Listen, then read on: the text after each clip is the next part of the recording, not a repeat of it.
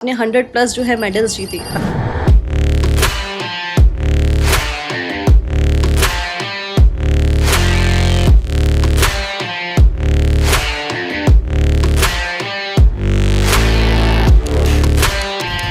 Award भी आपने हासिल किया और अब जो है सिविल सर्विसेज में भी आपका आना हो गया। I think I been very lucky, privileged, blessed कि मेरे वो सारे सपने पूरे हुए। जो शूटिंग है ये बहुत कॉमन गेम नहीं है, जैसे हम क्रिकेट, बैडमिंटन ये सब लोग खेलते हैं अपने बचपन में। काफ़ी स्ट्रगल करना पड़ा क्योंकि अगर हम नेशनल लेवल पे जाते थे या इंटरनेशनल पे भी फर्स्ट टाइम गए हैं तो फैसिलिटीज़ का काफ़ी डिफरेंस था। तो काफ़ी स्ट्रगल था हमारे पास, इंफ्रास्ट्रक्चर की कमी थी, वेपन्स, एमुनेशन, काफ़ी चीज़ों की कमी थी। हर एथलीट की जर्नी में उसका कोच जो है काफ़ी इंपॉर्टेंट रोल प्ले करता है। मेरे दो कोचेज़ रहे हैं, एक जिन्होंने मुझे बिगिनिंग में राइफ़ल पकड़नी सिखाई, वो उनका नाम वीरपाल कौर है, वो भी पंजाब पुलिस में इंस्पेक्टर हैं अभी। उसके बाद जब मैं इंडिया टीम में आई तो लाज़लो सुज़ाक, वो हंगेरियन कोच थे, तो उन्होंने फिर जो फाइन ट्यूनिंग थी, जो ग्रूमिंग थी, फिर वो लेके आए। इंडिया में इस स्पोर्ट में मतलब कुछ चेंजेस करने चाहिए। स्पोर्ट्स स्कूल का या स्पोर्ट्स कल्चर वो हम डेवलप नहीं कर पाए। क्रिकेट को अलग छोड़ दें, अगर हम ये सब बोल रहे हैं कि डॉक्टर बनाना है, इंजीनियर बनाना है, लेकिन कोई ये नहीं हम बोल रहे कि शूटर बनाना है या बैडमिंटन प्लेयर बनाना है या रेसलर बनाना है। स्पोर्ट्स में काफ़ी ज़्यादा पॉलिटिक्स होती है। कोई ना कोई फेडरेशनल पॉलिटिक्स हर जगह पे होती है। कॉमनवेल्थ गेम्स में मैं काफ़ी नई थी, तो एक दो लोग थे जिनको ये थोड़ा दिक्कत आई, ये क्यों जा रही है या इसको चेंज करना चाहिए। सो पॉलिटिक्स होती है बट इग्नोर कर देनी चाहिए। आई थिंक आपने कौन कौन सी राइफल्स अभी तक यूज़ की हैं और आपकी फेवरेट कौन सी थी? वो फेनवकबाउ थी। हमारी राइफल्स जर्मन मेड होती हैं और वो मेरे डैड ने मुझे मेरे बर्थडे पे गिफ्ट की थी। फिर से मैंने एक फेनवकबाउ राइफल ली और उसके बाद मैंने वॉल्थर के ऊपर शिफ्ट किया। तो वॉल्थर थोड़ी दिखने में आई थिंक इट्स मोर कूल। दोनों के साथ ही मैंने बहुत अच्छे अच्छे मैचेस खेले हैं, अच्छी अच्छी अचीवमेंट्स की हैं। पुलिस ज्वाइन करने के बाद भी मैं काफ़ी साल स्पोर्ट्स में रही हूँ और वर्ल्ड पुलिस गेम्स में भी मैंने इंडिया पुलिस को रिप्रेजेंट किया था USA में। तो CID जब भी हम सुनते हैं तो एक ही चीज़ याद आती है, सबने वो शो देखा होगा, सोनी पर आता था CID, दया दरवाज़ा तोड़ो।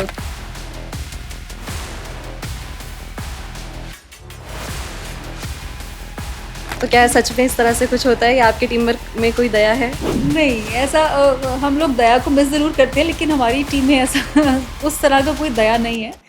नमस्कार, स्वागत है आप सभी का इवोक इंडिया पर। मैं हूं आपके साथ दीक्षा राठौर और आज के पॉडकास्ट में हमारे साथ हैं इंडिया की Olympian rifle shooter, Arjuna awardee और पंजाब पुलिस की senior police officer Avneet Kaur Sidhu ji, जिन्होंने अपने पैशन को अपनी पहचान बनाया, देश का नाम रोशन किया, कॉमनवेल्थ में गोल्ड और सिल्वर मेडल जीते, इंडिया को ओलंपिक्स में रिप्रेजेंट किया और अच्छे प्रदर्शन के लिए अर्जुन अवार्ड भी हासिल किया और अब उसी डेडिकेशन के साथ पंजाब पुलिस में AIG CID के तौर पर अपनी सेवाएं दे रही हैं।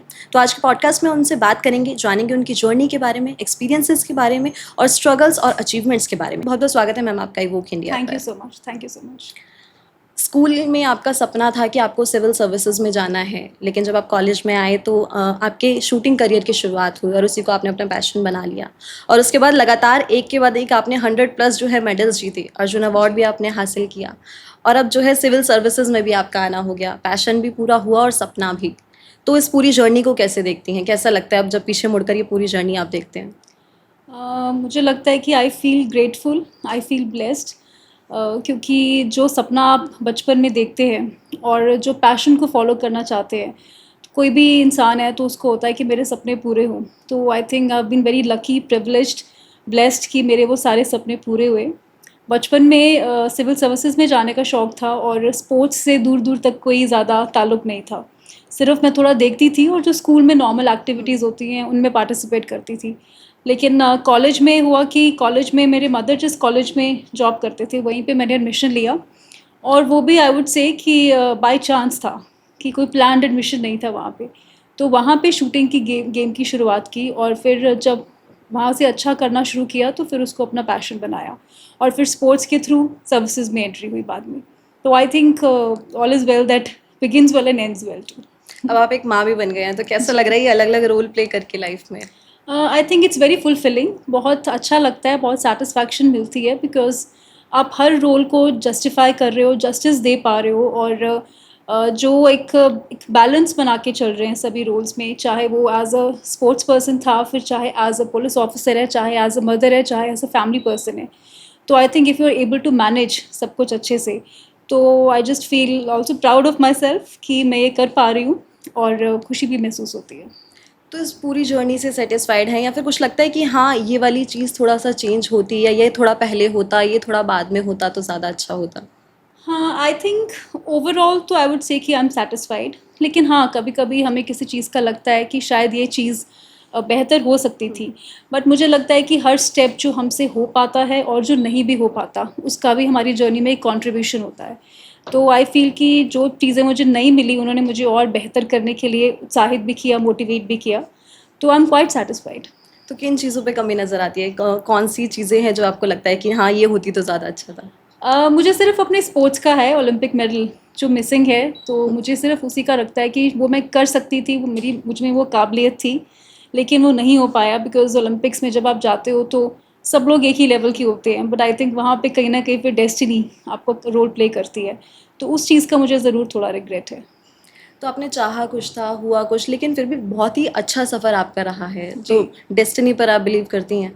I strongly believe in destiny, but मुझे लगता है कि डेस्टिनी के साथ हार्ड वर्क, क्योंकि सिर्फ आप सोचो कि किस्मत में लिखा है तो हो जाएगा, वैसे नहीं होता।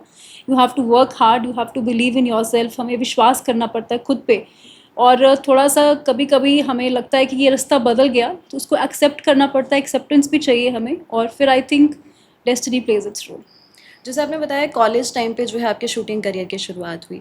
तो जो शूटिंग है ये बहुत कॉमन गेम नहीं है, जैसे हम क्रिकेट, बैडमिंटन ये सब लोग खेलते हैं अपने बचपन में। हमारे जी। स्कूल्स में भी खिलवाए जाते हैं, अकेडमीज़ भी इनकी काफ़ी ज़्यादा है, लेकिन शूटिंग में ऐसा कुछ भी नहीं है।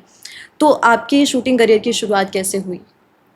अगर आज प्रेजेंट डे की बात करें तो शूटिंग काफ़ी पॉपुलर है, लेकिन अगर हम 25 ईयर्स पीछे चले जाएं, जब मैंने स्टार्ट की थी ईयर 2000 में, तो तब ऐसा कुछ नहीं था। इवन मुझे भी कॉलेज जाने से पहले ज़्यादा कुछ अवेयरनेस नहीं थी शूटिंग स्पोर्ट के बारे में।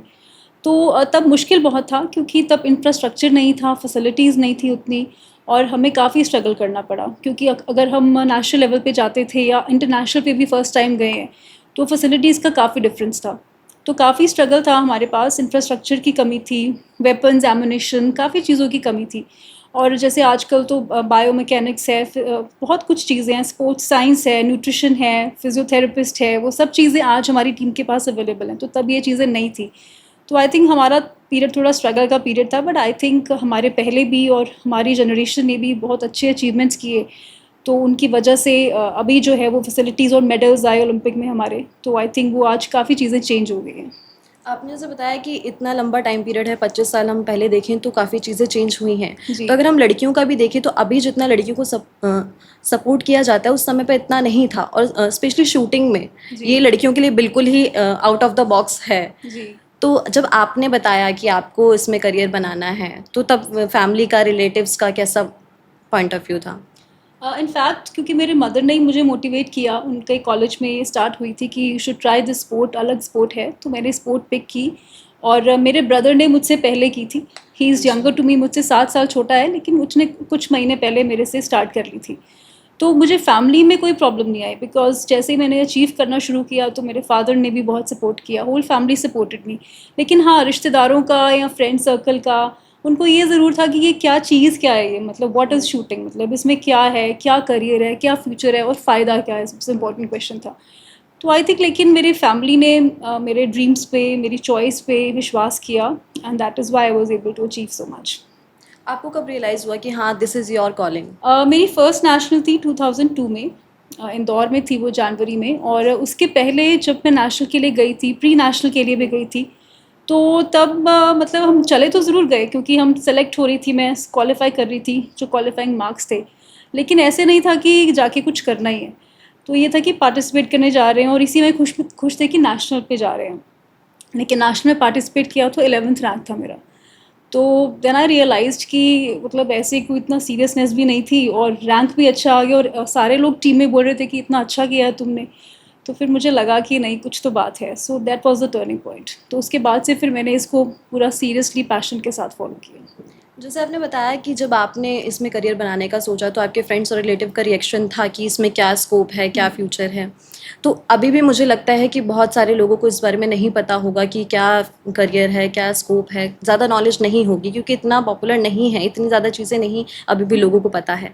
तो मैं चाहूँगी इस पर आप बताएं कि जो यूथ है, जो चाहता है कि शूटिंग में अपना करियर बनाना, तो कहाँ से वो शुरुआत करे?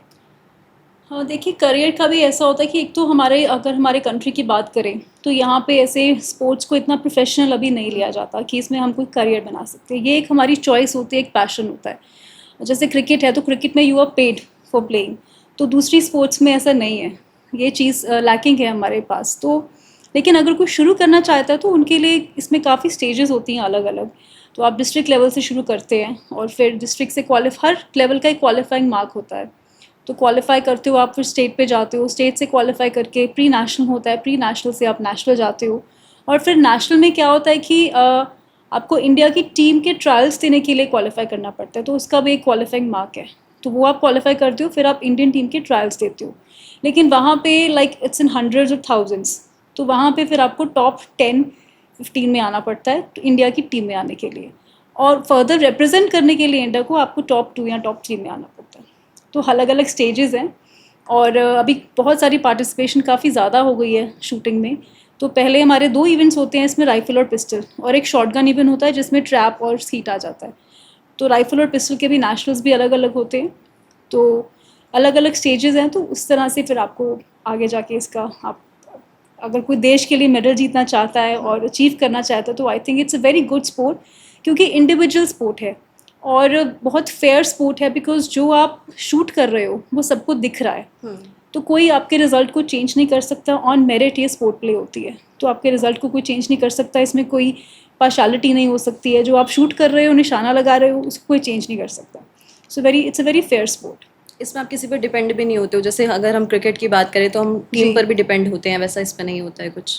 जी हाँ, इंडिविजुअल स्पोर्ट है तो आपने खुद के साथ लड़ना है और किसी के साथ compete भी नहीं करना है। मतलब you are your biggest competition. तो क्या स्ट्रगल या चैलेंजेस रहते हैं कोई इसमें अपना करियर जो है शुरू करता है तो? आई थिंक सबसे पहले तो काफ़ी सारी चीज़ें आती हैं। हम कोई भी स्पोर्ट शुरू करते हैं तो पहले तो हमारा इंटरेस्ट उसमें होना चाहिए। आई थिंक मुझे लगता है कि कई बार पेरेंट्स फोर्स कर देते हैं आसपास देख के ना बच्चों को कि वो भी अच्छा कर रहे हैं, तो आई थिंक बच्चे का थोड़ा इंटरेस्ट उसमें होना चाहिए। इंटरेस्ट है तो हमें शूटिंग के लिए वेपन चाहिए, रेंज चाहिए, कोच चाहिए, इक्विपमेंट चाहिए, काफ़ी सारी चीज़ें हैं।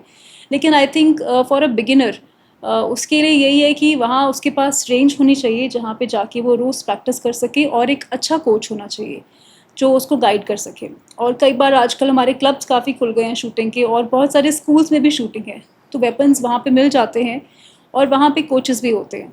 तो फिर उनको बेसिक गाइडेंस जो बिगिनर के लिए वहाँ से वो शुरू कर सकते हैं। इसकी बहुत ज़्यादा अकेडमीज़ भी नहीं है, तो अकेडमी कैसे चूज़ करें, या कहाँ पर आप कुछ बताना चाहें कि कहाँ पर अच्छी अकेडमीज़ हैं? आई थिंक अभी किसी भी स्टेट में हमारे पास बहुत अच्छे लेवल के शूटर्स हैं जहाँ पे शूटिंग पॉपुलर है, तो वहाँ पे अच्छे शूटर्स हैं, सीनियर शूटर्स हैं और कोचेस भी हैं। तो हमें जो ऑलरेडी उस फील्ड में इस्टेब्लिश्ड है उनसे गाइडेंस लेनी चाहिए। बहुत सारे व्हाट्सएप ग्रुप्स भी बनने चाहिए, और हमारे जो स्टेट की एसोसिएशन होती है, डिस्ट्रिक्ट लेवल पे भी शूटिंग एसोसिएशन होती है और स्टेट लेवल पे भी होती है। तो वहाँ पे हमारे पास ये पूरी गाइडेंस हमें मिल सकती है कि कौन सी बेस्ट अकेडमी है, और चूज़ करना है तो अच्छी अकेडमी और कोच अच्छा होना चाहिए। बिकॉज थोड़ा सा आजकल मैं जो देखती हूँ कि हर कोई कोच भी बन जाता है, तो कोच का जो कैलिबर है वो अच्छा होना चाहिए। बिकॉज अगर आपके बेसिक्स ही गलत हो गए तो फिर उसको ठीक करने में काफ़ी टाइम लग जाता है। तो आई थिंक ये दोनों चीज़ें काफ़ी इंपॉर्टेंट है, और उसके लिए गाइडेंस किसी सीनियर शूटर से, सीनियर कोच से, या फिर जो आपकी डिस्ट्रिक्ट या स्टेट एसोसिएशन है वहाँ से लेनी चाहिए। जैसे अकेडमीज़ काफ़ी ज़्यादा एक्सपेंसिव होती हैं, तो क्या गवर्नमेंट की तरफ से कुछ इनिशिएटिव्स हैं इस स्पोर्ट के लिए? जी हाँ, अभी जैसे शुरू में तो कुछ शूटर्स ऐसे भी हैं जो on free of cost training camps लगाते हैं कुछ दिन के लिए, लेकिन वो कुछ दिनों के लिए होता है, परमानेंट नहीं होता। और गवर्नमेंट की तरफ से बात करें तो हमारा स्पोर्ट्स का विंग है, स्पोर्ट्स विंग जो है वहाँ पे ट्रायल्स होते हैं। तो वहाँ पे बच्चे ट्रायल दे के उसमें सेलेक्ट हो सकते हैं, और फिर उनको काफ़ी उनका डाइट और उनका इक्विपमेंट का खर्चा और स्पोर्ट्स में पार्टिसिपेट करने का, कंपटीशन में जाने का एक्सपेंसेस मिल जाते हैं। सेंट्रल गवर्नमेंट की तरफ से खेलो इंडिया स्कीम है, तो वहाँ पे बच्चा अगर अच्छा कर रहा है, उसका टैलेंट है, वो पिक हो जाता है, तो वहाँ पे 5 ईयर्स के लिए उसको सारी फैसिलिटीज़ प्रोवाइड की जाती है। तो स्कीम्स अच्छी हैं, लेकिन कई बार वो पॉपुलराइज नहीं हो पाती इतनी ज़्यादा। तो अच्छे स्पोर्ट्स आपके पास टीचर्स हैं तो वहाँ से आपको ये अच्छी गाइडेंस मिल सकती है। जैसे आपने बार बार कोच का जिक्र किया है कि हाँ, जी एक अच्छा कोच होना चाहिए, और हर एथलीट की जर्नी में उसका कोच जो है काफ़ी इंपॉर्टेंट रोल प्ले करता है। जी। तो आपके कोच ने आपको किस तरह से ट्रेंड किया? मेरे 2 कोचेज़ रहे हैं। एक जिन्होंने मुझे बिगिनिंग में राइफ़ल पकड़नी सिखाई, वो उनका नाम वीरपाल कौर है, वो भी पंजाब पुलिस में इंस्पेक्टर हैं अभी। और उनसे मैंने बेसिक अपनी जो बिगिनिंग थी ट्रेनिंग उनसे शुरू की। और जब भी हम कहीं जाते थे तो शी यूज्ड टू अकम्पनी अस। और उसके बाद जब मैं इंडिया टीम में आई तो लाज़लो सुज़ाक वो हंगेरियन कोच थे, तो उन्होंने फिर जो फाइन ट्यूनिंग थी, जो ग्रूमिंग थी, फिर वो लेके आए। और दोनों ने ही बहुत मेरी लाइफ में बहुत बड़ा रोल प्ले किया। कहते हैं कि कोच काफ़ी ज़्यादा स्ट्रिक्ट होते हैं, आपके कोच कैसे वाले थे? स्ट्रिक्ट वाले थे या पोलाइट वाले थे? जब हम शुरू करते हैं तब तो हमें काफ़ी स्ट्रिक्ट लगते हैं, लेकिन ओवर द ईयर्स जब हमारा उनके साथ बॉन्ड बन जाता है, अच्छा हो जाता है, तो फिर we understand each other. Because sport में ये चीज़ बहुत ज़रूरी है कि कोच और स्टूडेंट जो है वो उनका एक अच्छा रिलेशनशिप होना चाहिए, कि वो एक दूसरे की स्पिरिट को, उसकी जर्नी को समझ सके। और हर शूटर की डिफरेंट टेक्निक है, उसको क्या चीज़ मोटिवेट करती है ये कोच के लिए समझना बहुत ज़रूरी होता है। तो over the years I think it becomes more like a family. वहीं शूटिंग में खुद को फोकस्ड रखना काफ़ी ज़्यादा ज़रूरी होता है, और मेरे को लगता है कि यही अपने आप में काफ़ी बड़ा चैलेंज है, क्योंकि जी। हमेशा ही हमारे माइंड में कुछ ना कुछ चलता रहता है। ऊपर से जब हम कहीं इंटरनेशनल लेवल पर खुद को इंडिया को रिप्रेजेंट कर रहे हैं, जी। तो फोकस्ड मेरे को लगता है काफ़ी डिफ़िकल्ट होता होगा, क्योंकि दिमाग में बहुत सारे थॉट्स होते होंगे, एक प्रेशर होता होगा। तो इसके लिए खुद को कैसे ट्रेंड किया? ये जो shooting I think more of a mental game है, क्योंकि टेक्निक तो सबकी एक ही है, हमें गोली कैसे चलानी है, हम्म। मतलब साइड देखनी है, ट्रिगर दबाना है, फॉलो थ्रू करना है। सो वेरी सिंपल टेक्निक, लेकिन लड़ना हमें होता है हमारे थॉट प्रोसेस से।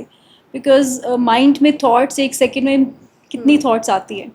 तो स्पेशली जब हम compete कर रहे होते हैं तो कई बार हम रिजल्ट ओरिएंटेड हो जाते हैं, प्रोसेस से हमारा फोकस हट जाता है, और हमें लगता है कि ये मेरा मैच अच्छा होगा, या मेरा रिजल्ट क्या होगा, मेरा स्कोर क्या होगा। तो then we tend to lose the focus, because distract हो जाते हैं एक्चुअल प्रोसेस से। तो इसके लिए एक तो प्रैक्टिस में हम हर शॉट के ऊपर, हम मतलब ऐसे नहीं कि एक match by match, shot bye shot practice करते हैं। हर किसी का अलग अलग टेक्निक होता है, लेकिन जो बेसिक चीज़ें होती हैं कि सेल्फ, जैसे मैं सेल्फ टॉक करती थी, खुद को कमांड्स देती थी, और मैंने अपने माइंड में एक सीक्वेंस बनाया हुआ था कि ये मेरा सीक्वेंस मुझे हर शॉट के पहले अपने माइंड में रिपीट करना है, विजुअलाइज करना है, और उसी को फॉलो करते जाना है। तो उसकी आप जितनी बार प्रैक्टिस करोगे तो फिर आप सबकॉन्शियस उसमें फिर फीड हो जाता है आपके सिस्टम में वो, कि आपको ऐसे ही आप खुद जोन में चले जाते हो। लेकिन वो हर मैच में नहीं होता, जब हम स्पेशली बड़े इवेंट्स में पार्टिसिपेट कर रहे हैं। तो उसके लिए हम मेंटल ट्रेनिंग करते हैं, जिसमें हमारी ब्रीदिंग टेक्निक्स होती हैं, विजुअलाइजेशन टेक्निक्स होती हैं, और हम एक्चुअल सिमुलेशन भी कह सकते हैं उसको, वो भी करते हैं। खुद को सोचना, उसी रेंज पे विजुअलाइज करना कि उस रेंज पे इतने टाइम पे मैं जा रही हूँ और प्रैक्टिस कर रही हूँ और मेरा मैच हो रहा है। सो उसको मेंटली रिपीट करना। तो बहुत सारी ये टेक्निक्स होती हैं जिसकी वजह से फिर हम उस लेवल पे परफॉर्म कर पाते हैं। शूटिंग बिटवीन हार्ट बीट और विंड स्पीड जैसा भी कुछ होता है, तो ये जी। क्या होता है, इसके बारे में आप बताएं। जैसे क्या होता है कि जब हमारे हमारे ऊपर प्रेशर होता है तो हमारी हार्ट बीट बढ़ जाती है, पल्स रेट इंक्रीज हो जाता है। और शूटिंग की पोजीशन में हम हर पल्स को महसूस कर सकते हैं, हमारी हार्ट बीट को। स्पेशली जब हाई प्रेशर होता है तो भी फील की हमारी हार्ट बीट हमें कानों में सुनाई देती है, इतनी ज़ोर ज़ोर से दिल धड़क रहा होता है। तो we have to find the right moment, because वो कुछ सेकेंड्स का टाइम होता है जब हमें शूट करना है। हमने राइफल या पिस्टल उठाया और हम साइड को देख रहे हैं और उसके बीच में हमें शूट करना है, तो वो परफेक्ट मोमेंट हमें पकड़ना होता है। बिकॉज अगर हम सांस लेते हुए शूट कर रहे हैं या बिल्कुल सांस छोड़ के कर रहे हैं, तो हमें उनके बीच में अभी जो एक टाइम होता है वो अपना एक, we have to find that time. वो एक माइक्रो सेकेंड का टाइम है कि कब हमें शूट करना है, तो उसको बोल देते हैं कि shooting between the heart beats. और जैसे अपने विंड स्पीड की बात की, तो जो हमारा आउटडोर्स का इवेंट होता है 50 मीटर्स या 50 मीटर पिस्टल राइफल 25 मीटर्स, तो वहाँ पे विंड स्पीड मैटर करती है, तो वहाँ विंड फ्लैग्स लगे होते हैं। तो कई बार टाइम लिमिट होता है शॉट को शूट करने का, तो हमें विंड को जज करके परफेक्ट मोमेंट ढूंढना होता है कि कब हम शॉट रिलीज़ करें और वो टारगेट के या बुल्सआई को हिट करें। तो इट्स टेक्निकल स्पोर्ट भी है और माइंड स्पोर्ट भी है, और सारों की कोऑर्डिनेशन चाहिए हमें बेस्ट परफॉर्मेंस देने के लिए। ये वाली चीज़ें मुझे लगता है कि नॉर्मल लाइफ में भी लोगों को आनी चाहिए, जैसे मेंटली खुद को कैसे काम रखे, जी। क्योंकि लोग एंशियस हो जाते हैं। जी। सब कुछ परफेक्ट है, आता है सब कुछ है, लेकिन फिर भी वो एनजाइटी जो उन्हें फील होती है, उस वजह से सारा काम खराब कर देते हैं। बिल्कुल, मेरे लिए तो पुलिसिंग में ये बहुत हेल्प करता है। जी। तो लोगों को सजेस्ट करिए कैसे खुद को मेंटली काम रखे, अपने टिप्स एंड ट्रिक्स उनको शेयर कर दीजिए कुछ। हाँ जी, I think breathing helps a lot. मुझे लगता है कि कई बार हमें गुस्सा आ रहा होता है बहुत, या हम इरिटेट हो जाते हैं, फ्रस्ट्रेट हो जाते हैं, बिकॉज डेली लाइफ है, और कोई कोई चीज़ या कोई हमें इंसिडेंट या कोई किसी की गलती हमें ट्रिगर कर देती है। तो जैसे मेरे जैसा इंसान कई बार ट्रैफिक में भी इरिटेट हो जाता है, ट्रैफिक को देख के, ख़राब रोड को देख के हो जाता है। तो आई थिंक मुझे लगता है कि डीप ब्रीदिंग करना और ख़ुद को प्रेजेंट में लाना और कई किसी किसी सिचुएशन में एक्सेप्टेंस भी ज़रूरी होती है। तो सिचुएशन पे डिपेंड करता है, लेकिन बेसिकली ब्रीथ करके, आई थिंक डीप ब्रीदिंग करके खुद को प्रेजेंट में ले आना, I think that's the most important part. कि इट विल पास ऑन, ये मोमेंट भी चला जाएगा। 5 साल पहले जिस पे हम स्ट्रेस कर रहे थे तो वो आज नहीं है, और वो भी चला गया, तो this moment will pass too. इसी के साथ एक अच्छा शूटर बनने के लिए आपको क्या लगता है, क्या इंपॉर्टेंट स्किल्स होनी चाहिए? आई थिंक स्किल तो फिर भी हम सीख सकते हैं, बट आई थिंक जो एक मेंटल स्ट्रेंथ है वो बहुत ज़रूरी है। नंबर वन, हार्ड वर्क तो किसी भी चीज़ में चाहिए, चाहे हम स्पोर्ट्स में हैं चाहे एकेडमिक्स में हैं, we need to work hard. और हमारे ऊपर विश्वास होना चाहिए खुद के ऊपर जो हम काम कर रहे हैं, और परसिवरेंस बहुत ज़रूरी है। कि रिज़ल्ट्स ऐसा नहीं है कि आज हमने शुरू की और 1 महीने में रिज़ल्ट आ गया या 6 महीने में आ गया। रिज़ल्ट्स आ भी सकते हैं जल्दी, लेकिन उनको मेंटेन करना मुश्किल होता है। तो पेशेंस बहुत सारी चाहिए, और फोकस, कंसंट्रेशन चाहिए, और ये सब चीज़ें आई थिंक जो बेसिक किसी भी फील्ड में आई थिंक काम करने के लिए, सक्सेसफुल होने के लिए, आई थिंक ये बेसिक थिंग्स हैं। वही हम कैटेगराइज कर दें तो जो लड़कियां हैं जो अच्छा शूटर बनना चाहती हैं, जो आपको जी। देख के आपसे कुछ सीखना चाहती है, जैसे आपने अपना आइडियल जो है अंजलि भागवत को माना था, उनको आप जी। देखती थी, जी। तो अब जो लड़कियां आपको देखती हैं उनको आप क्या सजेस्ट करेंगे, उनके लिए क्या कहेंगी? नंबर एक तो जो आप ड्रीम्स देखते हो उन पे विश्वास करो। गोल सेटिंग बहुत ज़रूरी है, मुझे लगता है कि आपके गोल्स क्या हैं, और फिर उसको ब्रेक करना छोटे छोटे स्टेप्स में, शॉर्ट टर्म गोल्स में, लॉन्ग टर्म गोल्स में, कि कौन सा गोल है। अगर जैसे ओलंपिक्स का गोल है आपका, तो आप आज शूटिंग कर रहे हो तो नेक्स्ट ओलंपिक्स तो नहीं खेलोगे, कल जो 28 में हो रही है। तो आपको रियलिस्टिक गोल्स भी सेट करने होते हैं, और अपनी टीम बिल्डिंग बहुत ज़रूरी है। कि आपका जो सपोर्ट टीम है, जिसमें आपके पेरेंट्स हैं, आपका सोशल सर्कल है और आपके कोचेज़ हैं, तो वो टीम सपोर्ट आपके पास होनी चाहिए। और टेक्निकली देखें तो इक्विपमेंट जो है आपकी वो अच्छी होनी चाहिए, टेस्टेड इक्विपमेंट होनी चाहिए, और उसका प्रॉपर आपके पास एज़ पर रूल्स जो भी चीज़ें हैं, आपको कंफर्ट लेवल, आपका कॉन्फिडेंस लेवल उस इक्विपमेंट के साथ होना चाहिए। अच्छे वेपन्स आपके पास होने चाहिए, और सबसे इम्पॉर्टेंट है कि हर रोज़ discipline, I think, is the most important factor. कभी कभी बोरियत भी हो सकती है, बच्चे महसूस करते हैं, आजकल की जो यंग जनरेशन है उनको लगता है कि मोनोटोनस फील करते हैं। तो I think that is the time कि जब गिव अप नहीं करना चाहिए। सो हर रोज़ प्रैक्टिस करके, डिसिप्लिन करके, डिसिप्लिन बहुत ज़्यादा ज़रूरी है, और अपनी गोल सेटिंग करके आगे बढ़ना चाहिए। जब कोई स्पोर्ट्स में अच्छा कर रहा होता है तो वो अपनी पढ़ाई को छोड़ देता है, क्योंकि दोनों चीज़ें साथ में मैनेज अच्छे से नहीं हो पाती है, लेकिन आपने ऐसा नहीं किया, आपने बीसीए किया, एमए किया, जी। यानी अपने शूटिंग करियर के साथ साथ आपने पढ़ाई को भी जारी रखा, जबकि आपका शूटिंग करियर काफ़ी अच्छा चल रहा था। जी। तो कैसे दोनों चीज़ें मैनेज की? आई थिंक वैसे तो ये मिथ जो है काफ़ी लोग अभी तोड़ भी चुके हैं इस चीज़ को, लेकिन फिर भी बहुत सारे पेरेंट्स को भी लगता है, इवन कि स्टूडेंट्स या स्पोर्ट्स पर्सन को भी लगता है कि दोनों चीज़ें मैनेज नहीं कर सकते। लेकिन शूटिंग में तो हमारे पास बहुत ही एग्जांपल्स हैं जिन्होंने अपनी मास्टर्स, किसी ने ग्रेजुएशन की है, कोई डॉक्टर है, कोई इंजीनियरिंग कर रहा है, और वो शूटिंग बहुत अच्छी कर रहे हैं।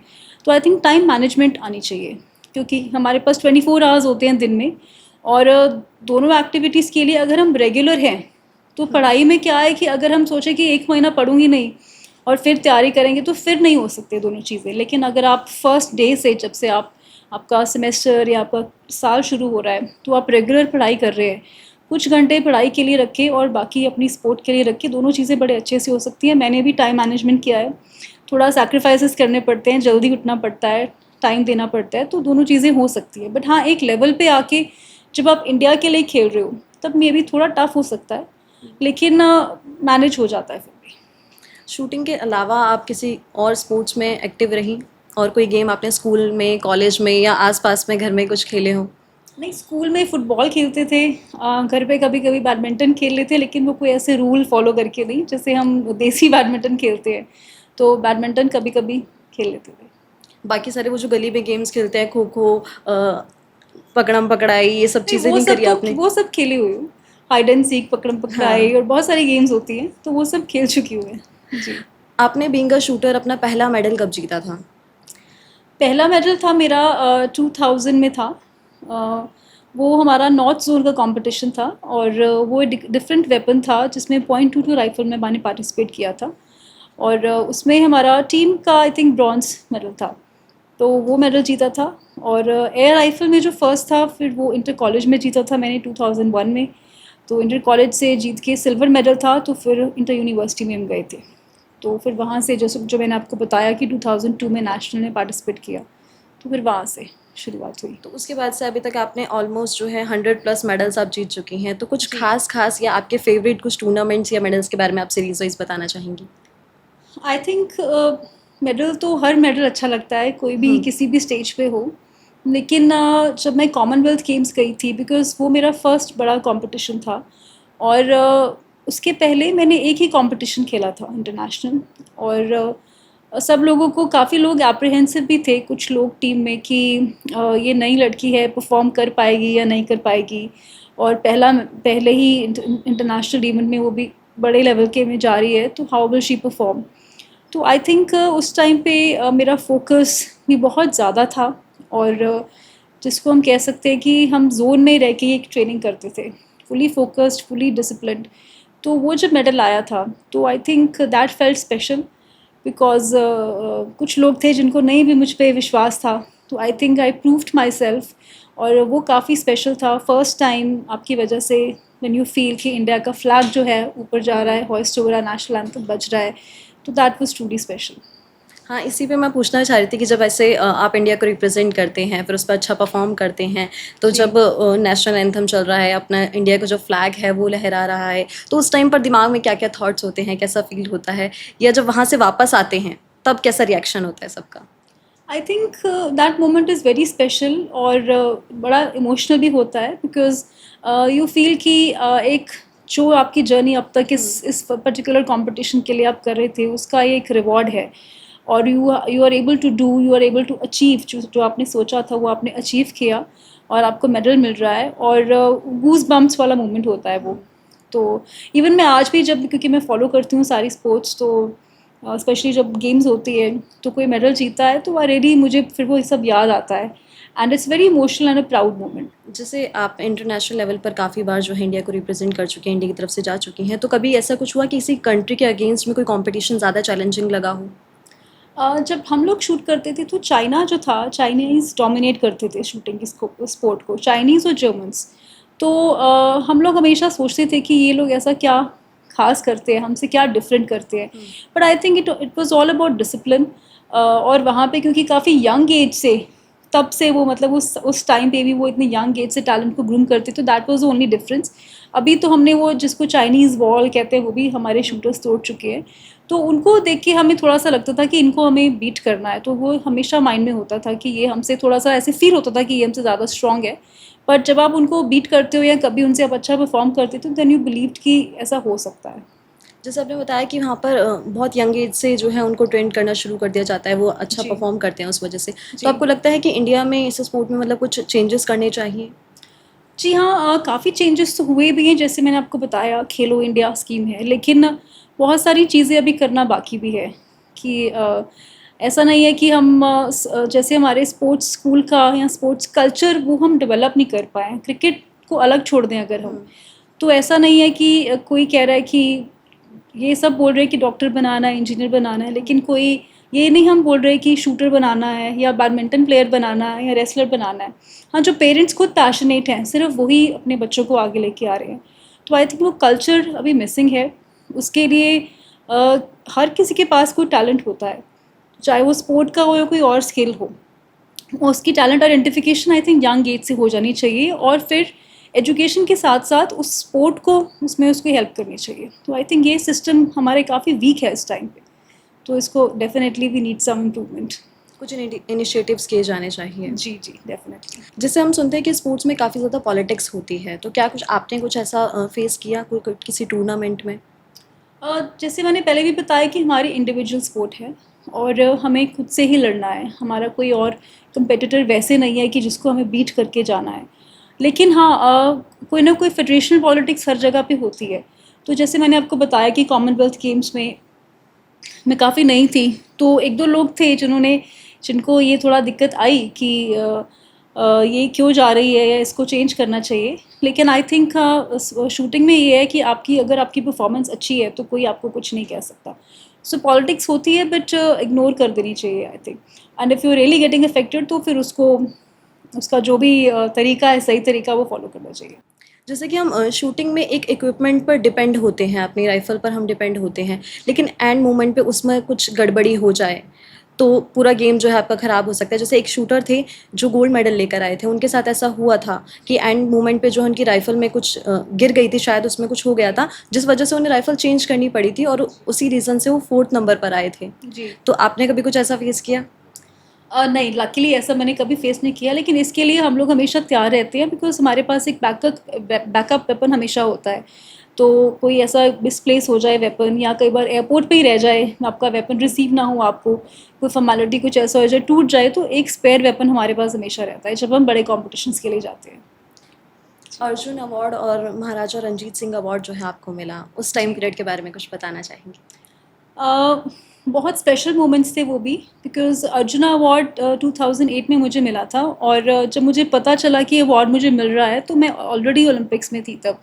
ओलंपिक विलेज में थी मैं, हम पहुंच गए थे और वहाँ पे मुझे पता चला कि आई हैव बीन सिलेक्टेड। और लेकिन तब ये था कि आप ओलंपिक्स खेलने गए हो, और तब आप एक अलग सी जोन में होते हो, प्रेशर भी होता है कि मेरा मैच आने वाला है 1-2 दिन में, और ना तो आप ज़्यादा खुश महसूस करते हो, और मतलब न्यूट्रल से उसमें हो रहे हो, आप न्यूट्रल जोन में होते हो। तो जब मुझे पता चला तो मैं ऐसे नहीं कि मैं बहुत सेलिब्रेट कर पाई उसको, या मैंने कोई बहुत ज़्यादा ओवरवेल्म होके उसको सेलिब्रेट किया। आई जस्ट थॉट कि ठीक है, मिल गया, अभी पहले मैच है तो पहले वो कर लें, और उसके बाद फिर थिंक अबाउट इट, उसके बारे में सोचेंगे कि अर्जुन अवार्ड मिला है। लेकिन ओलंपिक्स में, क्योंकि जैसे मैंने बोला कि ओलंपिक मेडल नहीं आ पाया, तो जब वापस आए ओलंपिक्स से तो उसके बाद अर्जुन अवार्ड का फंक्शन था। तो आई थिंक फिर वो बहुत स्पेशल लगा, बिकॉज़ आप सारी जर्नी फ़ील करते हो, क्योंकि आप खड़े हो वहाँ पे तो आपकी सारी अचीवमेंट्स वो बता रहे होते हैं प्रेसिडेंट के सामने, और आपके पेरेंट्स भी होते हैं। और तो then you really feel very proud कि मेरी जर्नी यहाँ कहाँ से शुरू हुई थी, एंड वी नेवर एक्सपेक्टेड कि यहाँ तक हम पहुँचेंगे। और आपके हार्ड वर्क को, आपके अचीवमेंट्स को रिकग्निशन मिल रही है, रिवॉर्ड के रूप में आपको मिल रहा है, तो you really feel proud and happy. ऐसे मोमेंट पे कभी ऐसा कुछ फ़ील होता है कि कहीं ये सब सपना तो नहीं दिख रही, क्योंकि ऐसा कुछ एक्सपेक्ट नहीं किया होता है अपना, जी। हम लोग मेहनत में लगे हुए होते हैं, तो ऐसा कुछ कभी फ़ील हुआ? अब सपना तो नहीं कह सकते, लेकिन हाँ, बिकॉज़ तब तक जब तक वो मोमेंट आता है तो आप उसको एब्ज़ॉर्ब कर लेते हो कि फाइनली मुझे मिल रहा है। लेकिन अच्छा बहुत लगता है, और यू फ़ील कि जो सपना, क्योंकि हम लोग जब शुरू करते हैं तो ये सोच के नहीं शुरू करते कि मैंने अर्जुना अवार्ड लेना है। हमारे लिए मेडल्स होते हैं कि मैंने इंडिया को रिप्रेज़ेंट करना है, वहाँ जाना है, ओलंपिक्स जाना है, ओलंपिक मेडल लेना है। तो उसके साथ जब हमें अवार्ड भी मिल जाता है तो आई थिंक वो एक बोनस होता है वो, कि हमारी जो जर्नी का एक रिवॉर्ड हमें मिला है, तो वो अच्छा लगता है। तो ओलंपिक्स के बाद लाइफ कितनी ज़्यादा चेंज हो गई? लाइफ तो आई थिंक वैसे ही थी। लाइफ बेसिकली जो चेंज हुई वो हुई थी कॉमनवेल्थ गेम्स के बाद, बिकॉज ओवरनाइट आपको लोग जानने लग जाते हैं। तो पहले आप आराम से अपना काम कर रहे हो, शूटिंग कर रहे हो, और फिर सडनली सब लोग आ रहे हैं, तो यहाँ पे तो काफ़ी, बिकॉज मैं तो वहाँ पे थी और उसके बाद ही हमारा वर्ल्ड कप था। तो इवन इन माई फैमिली ये लोग मुझे पिक्चर्स भेज रहे थे, और मैं देख रही थी कि पता नहीं इतना तो मतलब ढोल धमाका क्यों कर रहे हैं वहाँ पे। तो तब थोड़ी लाइफ ज़रूर चेंज हुई कि फिर जो भी आप कर रहे हो, जहाँ भी आप जा रहे हो, परफॉर्म कर रहे हो, वो नोटिस हो रहा है, people are looking up to you. और फिर इतने सारे लोग आए उसके बाद कि बहुत सारी लड़कियों के पेरेंट्स मुझे मिले, तो दे गॉट सो मोटिवेटेड, उन्होंने भी अपनी बेटियों को शूटिंग स्टार्ट करवाई। तो कहीं ना कहीं वो खुशी भी, अच्छा भी लगता है कि आप किसी ना किसी लाइफ को इंस्पायर कर पाए। तो उसके बाद थोड़ा ज़रूर ये चेंज हुआ था। काफ़ी सारी अच्छी-अच्छी चीज़ें हमने बता दी, अच्छा वाला फ़ेज़ बता दिया, लेकिन मैं चाहती जी। हूँ अब आप बताएँ कि ओलंपिक एथलीट होते हुए क्या-क्या सैक्रिफाइसेज़ आपने किए? सैक्रिफाइसेस काफ़ी करने पड़ते हैं, लेकिन आज मैं पीछे देखती हूँ तो मुझे वो सैक्रिफाइसेस नहीं लगते। मतलब मुझे सैक्रिफाइस, आई थिंक सैक्रिफाइस मुझे लगता है कि जिस चीज़ को हम दुखी होके छोड़ते हैं। लेकिन वो जब आप एक टास्क को, एक गोल को फोकस कर रहे हो, तो उसको आप चूज़ कर रहे हो कि मुझे ये गोल पे पहुँचना है, और मुझे प्रायोरिटाइज़ करना है कि मेरे लिए क्या इम्पोर्टेंट है, तो उनको बाद में हम सैक्रिफाइसेस बोल देते हैं। तो आई थिंक जैसे ये पार्टीज़ वार्टीज़ कह लो आप, या बोल रहे हो कि मतलब ऐसे नहीं कि कोई अपनी नींद को छोड़ना, खाना पीना देखना कि क्या आप मॉनिटर कर रहे हो, उसको मॉनिटर करना क्या खा रहे हो। और बाकी सब चीज़ों से, जैसे कोई फंक्शंस हैं, फैमिली फंक्शंस है, कोई भी इवेंट है, तो उन चीज़ों को आपको साइड में रखना पड़ता है। जब मैं ओलंपिक्स जाने वाली थी तो मेरी आंट, मेरी जो बुआ थी, she was a cancer patient. तो उनका भी मुझे, क्योंकि she passed away before Olympics, तो फिर जब आपके अंदर वो एक पेन भी होता है, लेकिन फिर वो भी आपको एब्जॉर्ब करना पड़ता है, क्योंकि एक आपका एक बहुत बड़ा इवेंट है जिसके लिए आपने इतने साल लगाए हैं। तो ऐसे कई सारी चीज़ें होती हैं, सिचुएशंस होती हैं जो आप एक साइड में रखते हो और फिर आप अपने गोल की तरफ फोकस करते हो। तो I think these are the things जो आप, जिनको आप सैक्रिफाइस का नाम दे सकते हो। सारे इमोशंस को अपने ख़त्म करना पड़ता है। मेरे को लगता है एक लड़की के लिए तो ये काफ़ी ज़्यादा टफ होता है, क्योंकि कहते हैं लड़कियां ज़्यादा इमोशनल होती हैं। जी हाँ, क्योंकि लड़कियाँ इमोशनल होती हैं, लविंग होती हैं, केयरिंग हम्म। होती हैं। जहाँ पे फैमिली की बात आए तो फिर ऐसे कई सारे इवेंट्स ये में साइड लाइन होना और फिर उसको एक तरफ रखना और फिर अपने इमोशंस को कंट्रोल में रखना और फोकस रखना, आई थिंक मुश्किल लग सकता है उस टाइम पे। अगर आप फोकस्ड हो बहुत, तो मे बी आपको थोड़े टाइम के लिए लग सकता है कि मैंने ये चीज़ मिस कर दी, या मुझे वहाँ होना चाहिए था, या मुझे किसी वहाँ शादी में होना चाहिए था, ये फंक्शन मैंने मिस कर दिया। लेकिन नेक्स्ट डे आप फिर से नॉर्मल हो जाते हो, because I think focus, passion इसी को कहते हैं कि आप चूज़ करते हो कि ये लाइफ मैंने चूज़ की है और जब तक मुझे मेरा गोल अचीव नहीं होता तो I will keep on choosing it. अब हम टाइप्स ऑफ गन्स या राइफल्स की बात करें, तो आपने कौन कौन सी राइफल्स अभी तक यूज़ की हैं और आपकी फेवरेट कौन सी थी? राइफ़ल तो मुझे सारी फेवरेट लगती हैं, लेकिन जो मेरी फ़र्स्ट राइफ़ल थी वो फेनवगबाउ थी। हमारी राइफ़ल्स जर्मन मेड होती हैं और वो मेरे डैड ने मुझे मेरे बर्थडे पे गिफ्ट की थी, क्योंकि मैं काफ़ी अच्छा तब तक शूट कर रही थी, और वो फेनवगबाउ राइफ़ल थी। उसके बाद फिर से मैंने एक फेनवगबाउ राइफ़ल ली और उसके बाद मैंने वॉल्थर के ऊपर शिफ्ट किया। तो वॉल्थर थोड़ी दिखने में आई थिंक इट्स मोर कूल, और लेकिन दोनों ही मेरी फेवरेट हैं, क्योंकि दोनों के साथ ही मैंने बहुत अच्छे अच्छे मैचेस खेले हैं, अच्छी अच्छी अचीवमेंट्स की हैं। और अगर हम पॉइंट टू टू की बात करें, जो दूसरा इवेंट है 50 मीटर्स का, तो उसमें एनशूट्स की राइफल मैंने यूज़ की है। अब आप अपने लंबे सफ़र के बाद अपने पैशन के थ्रू जो है पुलिसिंग में आई हैं, तो अब वो वाला टाइम पीरियड मिस करती हैं? मन करता है फिर से राइफल उठाने का, टूर्नामेंट में जाने का? जब मैं देखती हूँ, स्पोर्ट्स फॉलो करती हूँ सबको, और टीवी पे देखती हूँ, गेम्स देखती हूँ, तो फिर मैं वो मोमेंट्स मिस करती हूँ, बिकॉज स्पोर्ट्स का एक अलग चार्म होता है। लेकिन आई थिंक वही बात है कि ग्रेटफुल होना बहुत ज़रूरी है, कि जो हम बचपन में चाहते थे वो भी आप अपना ड्रीम लाइफ अभी जी रहे हो, तो I think you have to be grateful also. और मुझे लेकिन दूसरे स्पोर्ट्स पर्सन, अपने फेलो स्पोर्ट्स पर्सन को देख के भी ऐसे लगता है कि मैं खुद ही वो चीज़ कर रही हूँ, तो I feel very happy for them. कभी कभी मिस करती हूँ, लेकिन जब मिस करती हूँ तो फिर रेंज पे जाके थोड़ा चला भी लेती हूँ। जी। 2011 में आपने पंजाब पुलिस ज्वाइन किया, पहली जी। पोस्टिंग जो है आपको डीएसपी के तौर पर मिली। तो तब से लेकर अब तक आपने कौन कौन सी बड़ी जिम्मेदारियां निभाई हैं, किन किन पदों पर आप रही हैं? अब बेसिकली जब मैं डीएसपी थी तो काफ़ी टाइम पे मैं स्पोर्ट्स ही कर रही थी, क्योंकि स्पोर्ट्स ज्वाइन करने के पुलिस ज्वाइन करने के बाद भी मैं काफ़ी साल स्पोर्ट्स में रही हूँ, और वर्ल्ड पुलिस गेम्स में भी मैंने पंजाब पुलिस को, इंडिया पुलिस को रिप्रेजेंट किया था यूएसए में। लेकिन फिर जब बतौर एसपी मैंने फाजिलका में मैंने मेरी पोस्टिंग थी, जिसमें क्राइम अगेंस्ट वुमेन पोस्ट पे मैंने काम किया है, हेडक्वार्टर्स पे काम किया है। उसके बाद 3 डिस्ट्रिक्ट्स पे मैंने एज एसएसपी रही हूँ मैं, मलेरकोटला, फरीदकोट और फाजिलका, और फाजिलका बॉर्डर डिस्ट्रिक्ट था। और उसके बाद अभी प्रेजेंटली मैं एआईजी सीआईडी और एआईजी काउंटर इंटेलिजेंस का काम यहाँ पे बठिंडा जोन में देख रही हूँ। तो इन दो बड़ी जिम्मेदारियां जो अभी आपके पास है भटिंडा में, इनमें क्या क्या काम होते हैं, क्या क्या आपके अंडर में आता है? CID is basically the intelligence wing of the state, और इसमें हमारा बेसिकली इंफॉर्मेशन शेयरिंग होती है और एडवांस इंफॉर्मेशन शेयरिंग होती है। जो भी स्टेट में या हमारा जोन में, जो हमारा एरिया ऑफ जुरिस्डिक्शन है, उसमें क्या क्या डेवलपमेंट्स हो रही हैं, लॉ एंड ऑर्डर कैसे चल रहा है, कोई आने वाला, कोई आगे प्रोटेस्ट आ रहा है, या कोई ऐसी चीज़ है जो हमें लगता है कि जिससे स्टेट को नुकसान हो सकता है, या फिर कोई इम्पॉर्टेंट चीज़ है जो ज़रूरी है हमारे स्टेट को पता होना, तो वो हम इंफॉर्मेशन शेयर करते हैं। और बहुत बार जब कोई लॉ एंड ऑर्डर सिचुएशन कभी ऐसी चैलेंजिंग हो जाए, तो डिस्ट्रिक्ट पुलिस के साथ कोऑर्डिनेट करके उसको सॉर्ट आउट करने की कोशिश करते हैं। और जो दूसरा विंग है काउंटर इंटेलिजेंस, वो basically this is against gangsters and terrorist. तो उसमें we are directly working for the maintaining the law and order of the state, जो भी ये जो क्रिमिनल एलिमेंट्स हैं जिसमें कि गैंगस्टर्स आ गए और टेरर नेटवर्क्स के साथ जो रिलेटेड हैं और ड्रग्स के साथ भी, तो उन सब के अगेंस्ट हम काम करते हैं। अगर किसी को कोई जैसे थ्रेट मिलता है तो उसको सिक्योरिटी प्रोवाइड की जाती है पुलिस जी। की तरफ से, वो उसका एनालिसिस कैसे होता है थ्रेट का, या फिर सिक्योरिटी मिलने के क्या पैरामीटर्स होते हैं? कि थ्रेट बेसिकली या तो अगर किसी को डायरेक्टली थ्रेट कॉल आ रही है, किसी को एक्सटॉर्शन कॉल आ रही है, इस तरह से कोई कॉल आ रही है और किसकी तरफ से आ रही है, तो आई थिंक वो ऑल मैटर करता है। कई बार क्या होता है कि जो छोटे लेवल के यहाँ पे लोकल लोग होते हैं वो भी पैसे के लालच में इस तरह से कोई भी फेक नंबर लेके किसी को कॉल करने लग जाते हैं किसी और का नाम यूज़ करके। तो हम लोग टेक्निकली उसको वेरीफाई करते हैं हर चीज़ को कि ये कितनी जेन्युइन या रियल कॉल है, और फिर उस हिसाब से हम उसके ऊपर काम करते हैं और उसी तरह से सिक्योरिटी जो भी अगले बंदे को प्रोवाइड करानी है वो दी जाती है। आप अभी एआईजी सीआईडी पद पर भी हैं, तो सीआईडी जब भी हम सुनते हैं तो एक ही चीज़ याद आती है, सबने वो शो देखा होगा, सोनी पर आता था सीआईडी, जी। दया दरवाज़ा तोड़ो। तो क्या सच में इस तरह से कुछ होता है या आपकी टीम में कोई दया है? नहीं, ऐसा हम लोग दया को मिस ज़रूर करते हैं लेकिन हमारी टीम में ऐसा उस तरह का कोई दया नहीं है। बिकॉज़ उस तरह का काम नहीं है यहाँ पे, वो थोड़ा डिफरेंट पर्सपेक्टिव से बनाया हुआ सीरियल था।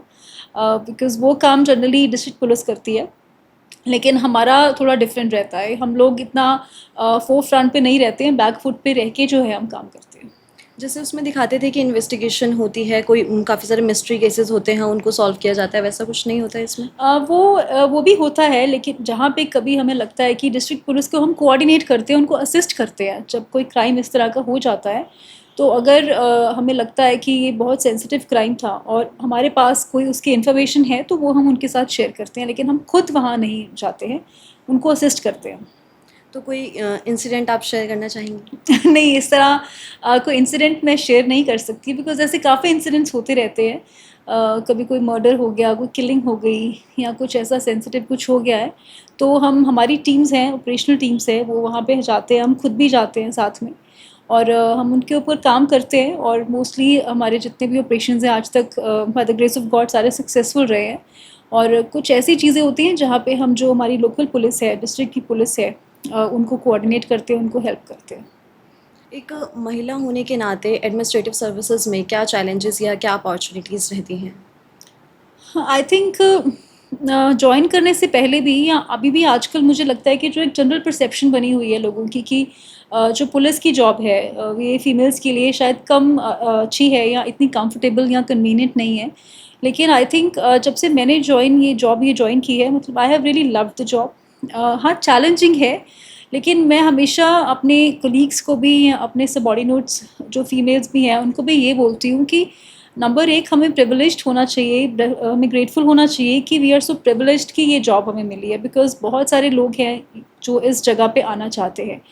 और उसके बाद यहाँ पे आके we should become gender neutral, क्योंकि कोई भी काम है ये लेके नहीं सोचना चाहिए कि ये मेरा काम नहीं है या ये कोई मेल ऑफिसर करेगा या फीमेल ऑफिसर करेगी। तो आई थिंक सारे जॉब यहाँ पे हम कर सकते हैं, हर तरह का काम कर सकते हैं। एंड आई थिंक बहुत सपोर्टिव इन्वायरमेंट भी मिलता है, बिकॉज़ हमारे पहले जो हमारी सीनियर विमेन ऑफिसर्स हैं, जैसे हमारी फर्स्ट वुमन डीजीपी हैं पंजाब की मिसेस गुरप्रीत देव, तो उनके बाद बहुत सारे ऐसे हमारे सीनियर ऑफिसर्स हैं जिन्होंने एग्जेम्पलरी काम किए हुए हैं। तो जब आपके सीनियर्स अच्छा एग्जाम्पल सेट करते हैं और लीडरशिप रोल्स में अपने आप को अच्छा प्रूव करते हैं, तो I think it becomes easy for all of us, और जो आने वाले अभी फीमेल ऑफिसर्स होंगे उनके लिए भी वो एक कंफर्टेबल वर्किंग इन्वायरमेंट हो जाता है। And even from the mail staff I think हमें हमेशा अच्छा सपोर्ट ही मिला है। जब भी हम लड़के लड़कियों की कंपैरेटिवली बात करते हैं तो कहा जाता है कि इंडिया में जो है वुमेन्स अभी भी सेफ़ नहीं हैं। जी। आए दिन बहुत से मामले हमें देखने को मिल जाते हैं, तो आपको क्या लगता है कि क्या कमियां हैं या फिर किस तरह से वुमेन्स को सेफ़ रखा जा सकता है, क्या स्टेप्स लिए जाने चाहिए?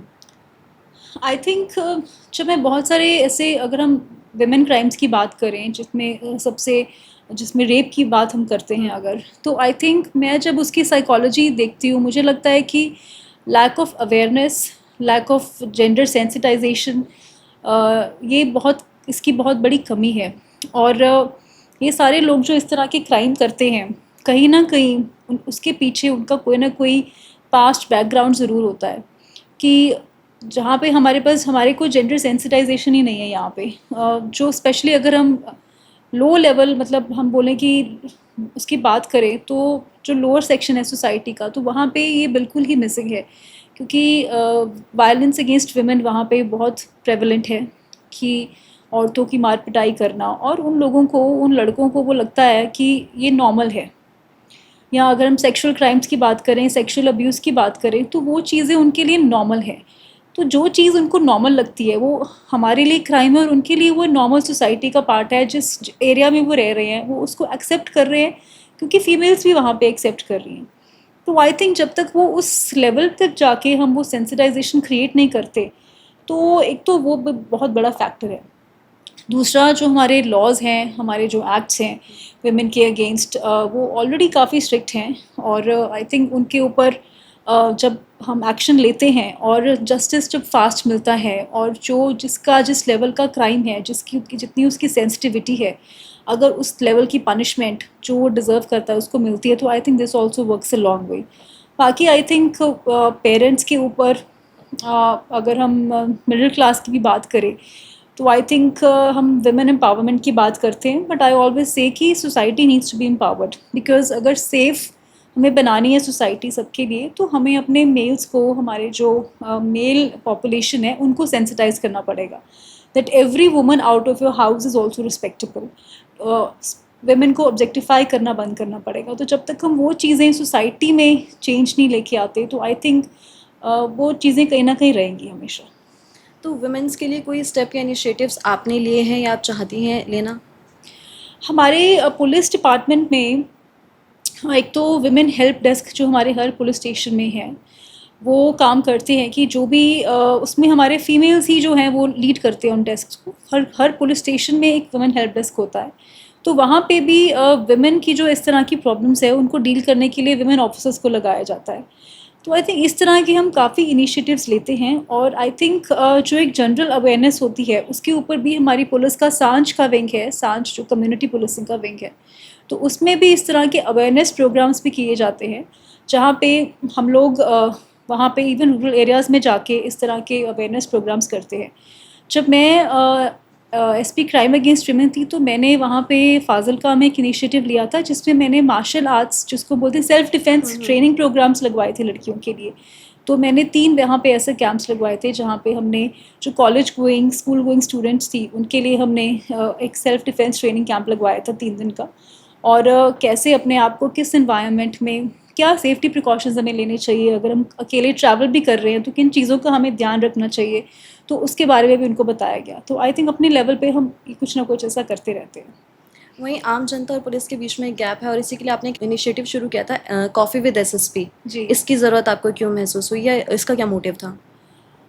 जब हम पुलिस, हम सिस्टम के बाहर होते हैं, तो भी हम, हमारा पर्सपेक्टिव पुलिस को देखने का, यूनिफॉर्म्ड फोर्स को देखने का डिफरेंट होता है।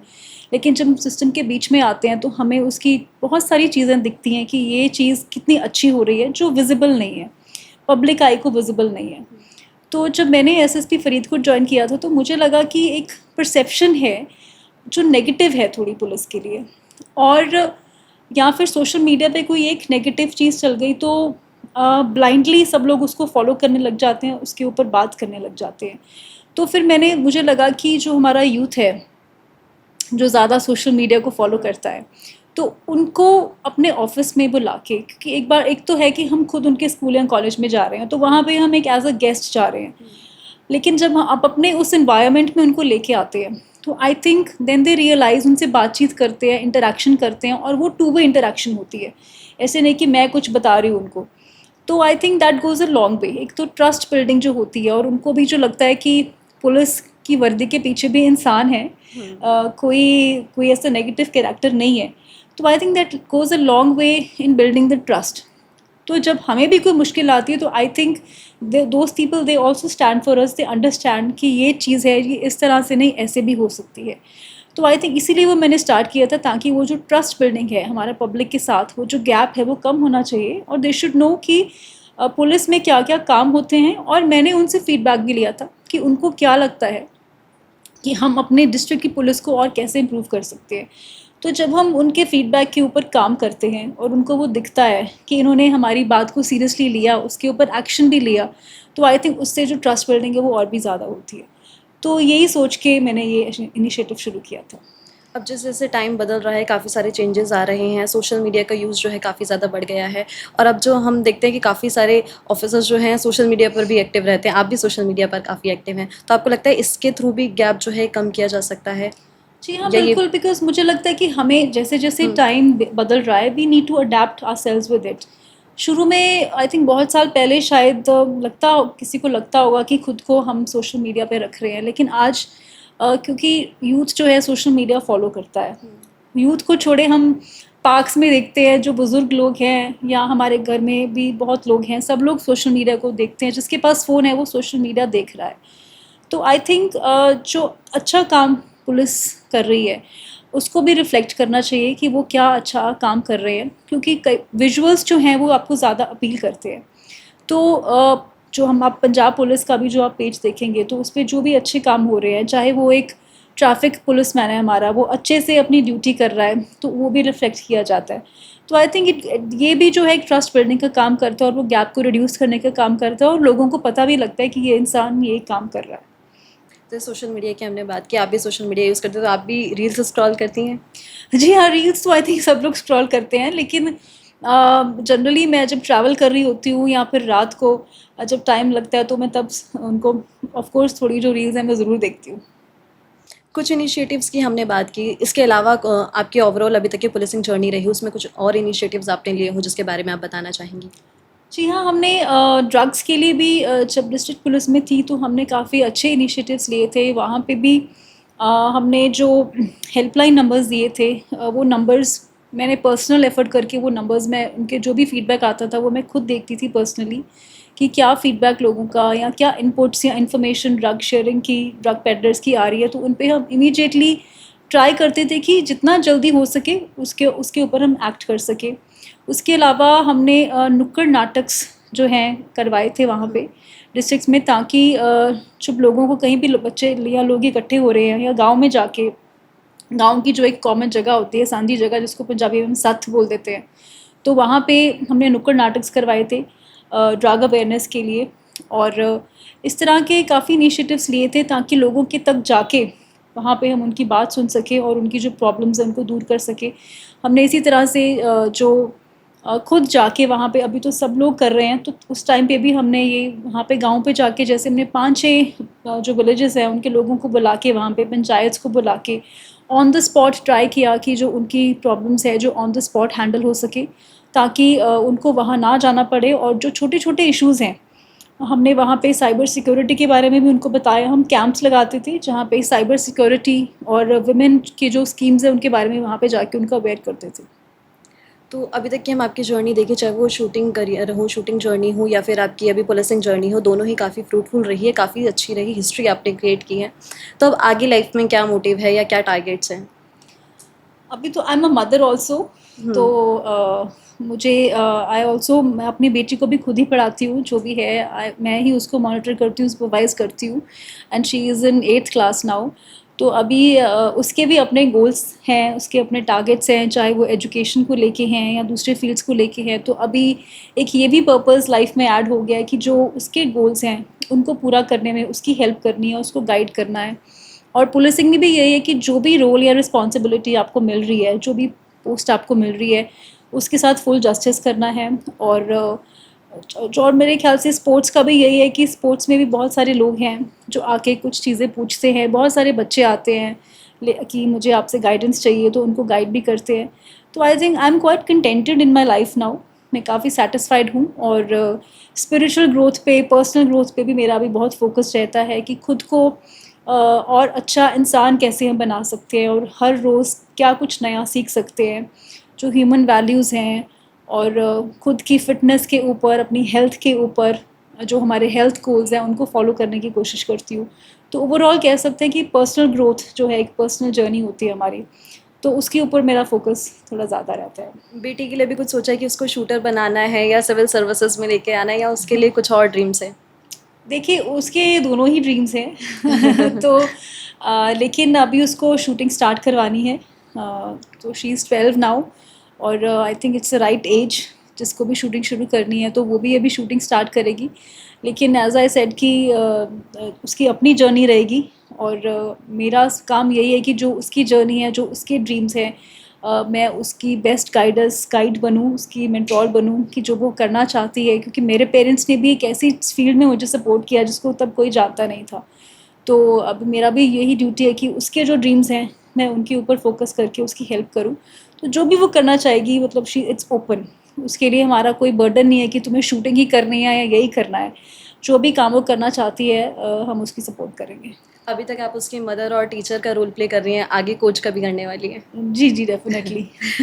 तो बहुत सारे सवाल जवाब हमने कर लिए आपकी जर्नी को लेकर। अब थोड़े से माइंड ट्विस्टिंग या ट्रिकी क्वेश्चंस हम लेंगे। जी। उसके जवाब देखते हैं कि एक शार्प शूटर और या एक सीनियर पुलिस ऑफिसर किस तरह से देते हैं। जज का बेटा वकील है, वकील का बेटा इंस्पेक्टर है, तो जज कौन है? जज का बेटा वकील है और वकील का पिता इंस्पेक्टर है, तो जज कौन है? इंस्पेक्टर का भाई हुआ। जज का, सॉरी दोबारा बोलिए। जज का बेटा वकील है, जी। वकील का पिता इंस्पेक्टर इंस्पेक्टर है, है। तो जज कौन है? जज का बेटा ही वकील है, वकील का पिता इंस्पेक्टर है, तो जज कौन है, यही बोला ना आपने? जज का बेटा वकील है, जी। वकील का पिता इंस्पेक्टर है, तो जज कौन है? तो जज का ही बेटा वकील है ना, वकील का पिता इंस्पेक्टर है। हाँ। तो जज और इंस्पेक्टर तो एक ही हो गए ना। नहीं। चलो मैं बता देती हूँ। जी। जज की नहीं, जज का बेटा वकील, मैं खुद कंफ्यूज हो गई हूँ। जज का आपने- बेटा वकील है, वकील का पिता इंस्पेक्टर है, तो जज कौन है? जज है उसकी मम्मी। ओह, जज का बेटा वकील है ना। Very easy. कबीर नाम का लड़का आपको 2 बार हाय हे जो हम लिखते हैं HEY भेजे, तो उसको क्या कहेंगे? कबीर का, कबीर नाम का कबीर लड़का। नाम का लड़का आपको हे भेजे, हम्म। तो उसको क्या कहेंगे? हे 2 कबीर, बार हे भेजे। 2 बार हे भेजेगा। हाँ, तो उसको हम क्या कहेंगे? किसको क्या, कबीर को क्या कहेंगे या हम उसको क्या नहीं, कहेंगे? कबीर ने आपको 2 बार हे भेजा, तो या उस 2 बार भेजे हुए हे को हम क्या कहेंगे? हे कहेंगे। कबीर के 2 हे कहेंगे। ओह गॉड। जी। वो कौन सा फ्रूट है जो खुद बोलता है कि मैं रूड हूँ? अमरूद। हाँ, राइट। आई एम रूड, या। जेठालाल के घुटने को क्या बोलेंगे? ये एक सवाल जो है ना मेरी डॉटर आंसर कर सकती है। जेठालाल के घुटने को हाँ, क्या कहेंगे? घुटना ही कहेंगे, नहीं कहेंगे। हाँ, एक बहुत क्लोज हो आप, सोचो थोड़ा सा और। जेठालाल के घुटने को नी। आई डोंट नो। जेठानी। जेठानी। Okay. These are difficult now. Which is the smallest room in the world? Smallest room.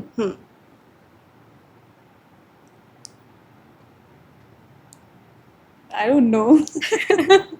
Mushroom. Okay. ऐसा कौन सा गेट है जिसमें से निकल नहीं सकते? कोलगेट। यस। ऐसी कौन सी चीज है जिसे जितना खींचो उतनी छोटी होती जाती है? जितना खींचो उतनी छोटी होती जाती है। आई डोंट नो। सिगरेट। सिगरेट। हाँ, जितना उसको हम इनहेल करते हैं जी जी उतनी जी, जलती right, जाती right. है। वो क्या है जिसको जितना ज्यादा साफ करो उतना ज्यादा काला होता जाता है? सबने देखा है वो। जितना साफ करो उतना ज्यादा काला होता जाता है। है। No idea. Black board. Okay. अब है what's in your bag right now. जी। अब आपको हमारी ऑडियंस को अपना बैग दिखाना पड़ेगा, उसमें क्या क्या Sure. है। मेरे बैग में I have my eye drops. I have a lot of pens which are unused and some used pens, and I have a lip balm or lip gloss you can say. ये तो हर लड़की के पास होता है। Gee. And I have a hard disk. They're all official work. I have a poetry books. This is my favorite poetess in Punjabi, Sukhvinder Amrit. Her book is here because sometimes I like to read it. I have some official files है मेरी कुछ. मेरा laptop है और मेरा charger है. I think इस because ये मेरा डेली बैग नहीं है, मेरा ऑफिस बैग है. तो that's all which I have. End of course my wallet, इसमें मेरा वॉलेट है और मेरे इंपॉर्टेंट फोटोग्राफ्स हैं, पेन ड्राइव बैग में कुछ ना कुछ मेकअप भी रहता ही है लिप बाम के अलावा मेरा. मैं ज़्यादा मेकअप करती नहीं हूँ और वैसे भी ये मेरा ऑफिस का बैग है. तो ये जो है ये मेरी डॉटर का है आई थिंक. सो ये आई थिंक मेरे बैग में आ गया है. सो उसका ये लिप बाम है और मेरे पास सिर्फ ये लिप ग्लॉस ही है मेकअप में. That's it. ठीक है. Thank you. Last WhatsApp message किसको किया था? Last WhatsApp message I think मैंने अपने रीडर को किया था, ये चेक करने के लिए कि मेरा सामान इस रूम में शिफ्ट कर दे. जी ठीक है. तो सब हमारे क्वेश्चंस जो है ये ख़त्म होते हैं, अब हम रैप अप करेंगे. अब आखिर में हमारी ऑडियंस को कुछ कहना चाहेंगे, कुछ मैसेज देना चाहेंगे? आई वुड जस्ट से कि हम लोग बहुत सारी मेहनत करते हैं हमेशा और मेहनत करनी भी चाहिए. जो हम सपने देखते हैं उनको पूरा करने के लिए जितना भी हम मेहनत कर सकते हैं वो हमें करनी चाहिए. हार्ड वर्क करना चाहिए और खुद पे विश्वास रखना चाहिए. और जब हम अचीव भी कर लेते हैं सब कुछ, लेकिन इस सारी जर्नी में, इस सारे प्रोसेस में हमें खुद को कभी इग्नोर नहीं करना चाहिए. सेल्फ़ लव बहुत ज़रूरी है, सेल्फ़ केयर बहुत ज़रूरी है. बिकॉज़ मुझे लगता है कि अगर हम खुद खुश हैं, मेंटली, फिज़िकली फ़िट हैं, तभी हम अपने आसपास हमारे काम को भी जस्टिस दे सकते हैं, हमारी फैमिली में भी हम सबको खुश रख सकते हैं. तो खुद को प्यार करना भी बहुत ज़रूरी है और हमेशा अपनी पर्सनल ग्रोथ पे भी हमें फ़ोकस करना चाहिए, हमारी वैल्यूज़ पे फ़ोकस करना चाहिए. और एंड ऑफ द डे हम कितने भी सक्सेसफुल हो जाएं, मुझे लगता है कि अगर हम अच्छे इंसान नहीं हैं तो I think somewhere we have failed. कि लोग हमें याद करें, कभी जितना भी थोड़ा बहुत याद करें या हमारी पीठ पीछे बात करें, तो उसमें इज़्ज़त होनी चाहिए, रिस्पेक्ट होनी चाहिए.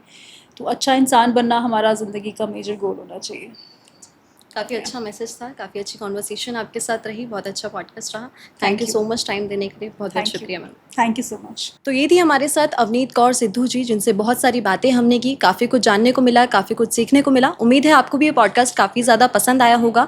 तो अभी के लिए केवल इतना ही. जल्द मुलाकात होगी आपसे एक नए पॉडकास्ट में एक नए गेस्ट के साथ. तब तक के लिए चैनल को सब्सक्राइब कर दीजिए, वीडियो को लाइक कर दीजिए और एक प्यारा सा कॉमेंट भी कर दीजिए. धन्यवाद.